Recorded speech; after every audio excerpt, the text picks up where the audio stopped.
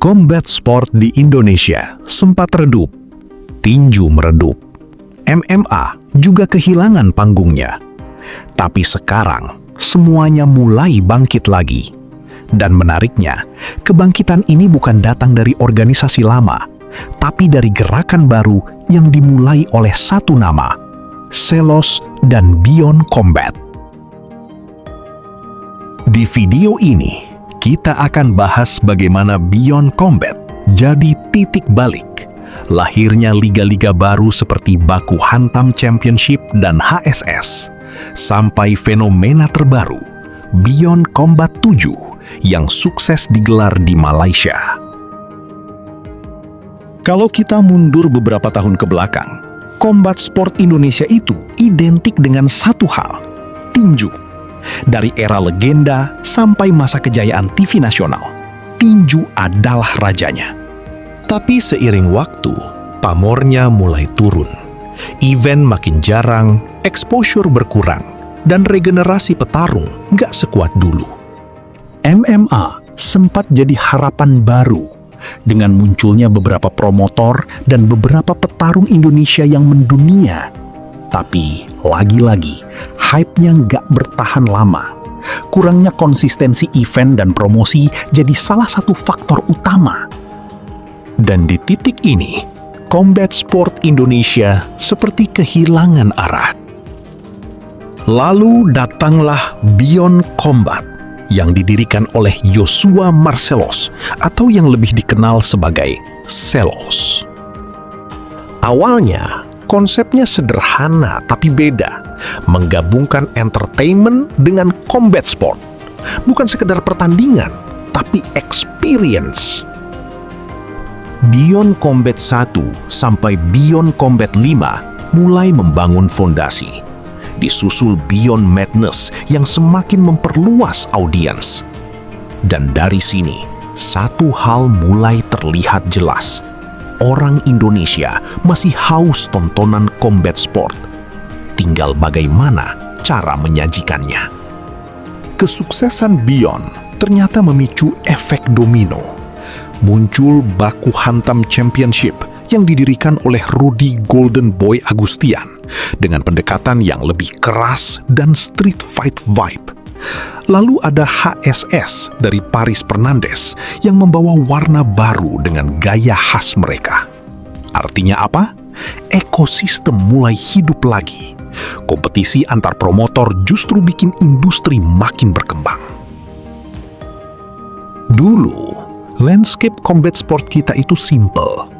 Tinju jadi pusat. Semua fokus ke situ.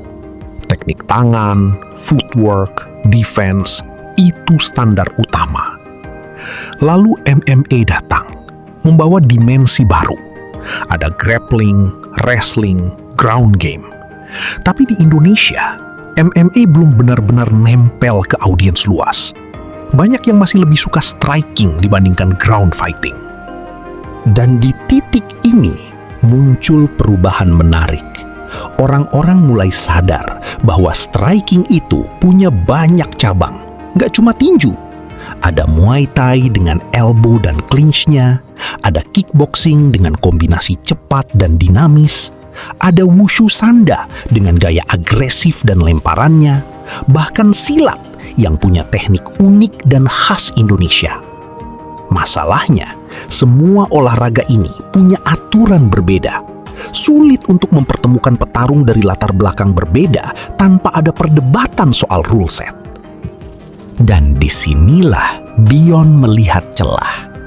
Mereka menciptakan satu sistem, kick striking. Secara konsep, kick striking ini seperti titik tengah dari berbagai striking sport. Tekniknya boleh luas, boleh pakai kombinasi kickboxing, boleh pakai gaya Muay Thai, tapi dengan batasan yang jelas. Nggak ada clinch panjang, nggak ada sapuan kaki, elbow tertentu seperti 12-6 juga dilarang. Artinya, pertarungan jadi lebih clean, lebih cepat, dan lebih mudah dinikmati penonton awam. Ini penting banget, karena salah satu kunci sukses combat sport modern itu bukan cuma teknik, tapi juga entertainment value.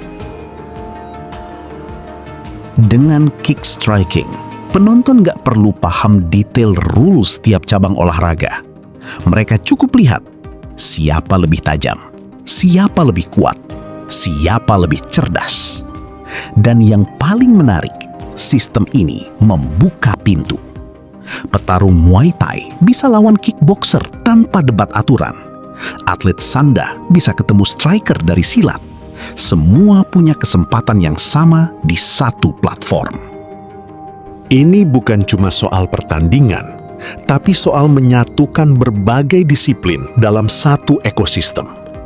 Dan kalau kita lihat lebih dalam, ini langkah besar. Karena sebelumnya, tiap cabang berjalan sendiri-sendiri. Sekarang, mereka mulai bertemu dan bersaing di satu panggung yang sama. Dan panggung itu bernama Beyond Combat. Salah satu kekuatan terbesar Beyond Combat ada di promosi. Mereka nggak cuma jual fight, tapi cerita di balik fight. Mulai dari pukulan terkuat di bumi, tes power cube, face off yang panas, sampai press conference yang kadang lebih menarik dari pertandingannya sendiri. Ini bukan kebetulan, ini sistem. Dan hasilnya, pay-per-view mereka laku keras. Audiens bukan cuma penonton, tapi fans yang invest secara emosional. Awalnya, petarung Beyond didominasi Indonesia, lalu berkembang jadi Indonesia versus Malaysia. Sekarang, sudah mulai global. Ada petarung dari Iran dan bahkan Eropa. Salah satunya Aaron Clark dari Irlandia yang baru saja menang brutal dari Azwan Chewil, legenda Muay Thai Malaysia. Ini sinyal kuat bahwa Beyond gak main-main soal ekspansi. Dan puncaknya, Beyond Combat 7 yang digelar di World Trade Center Malaysia tanggal 25 April kemarin. Event ini bisa dibilang sukses besar, dari produksi, crowd, sampai kualitas pertarungan. Di Beyond Combat 7 juga tercipta sejarah. Sabuk pertama Beyond Kick Striking Belt Asia kelas 61 kg yang berhasil diraih oleh Putra Abdullah. Ini bukan sekedar kemenangan, tapi simbol bahwa Beyond sudah mulai membangun legitimasi sebagai organisasi combat sport. Sekarang pertanyaannya, apakah ini cuma tren sesaat? Atau ini awal dari kebangkitan besar? Melihat konsistensi event, kualitas produksi, dan ekspansi internasional, Beyond punya peluang besar untuk jadi pemain global. Dan bukan cuma Beyond, tapi seluruh ekosistem combat sport di Indonesia ikut terdorong naik. Dari tinju ke MMA, sampai sekarang ke era kick striking, combat sport Indonesia mungkin sempat jatuh, tapi sekarang sedang bangkit dengan cara yang berbeda. Dan menariknya, kebangkitan ini bukan dimulai dari atas, tapi dari komunitas, dari kreator, dari orang-orang yang berani bikin sesuatu yang baru. Menurut kalian, apakah Beyond Combat bisa benar-benar mendunia?